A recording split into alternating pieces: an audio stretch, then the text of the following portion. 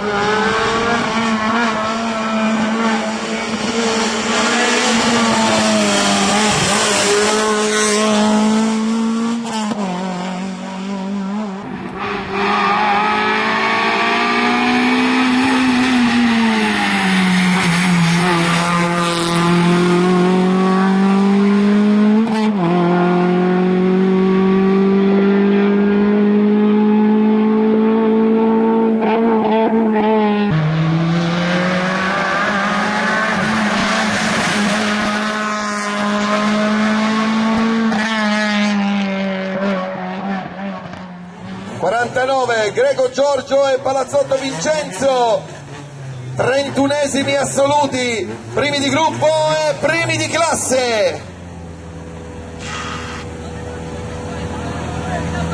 Primi di classe, premiano i figli.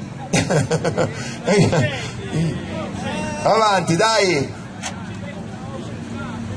Palazzotto Greco, ripeto ancora, primi di classe. Racing Start. E allora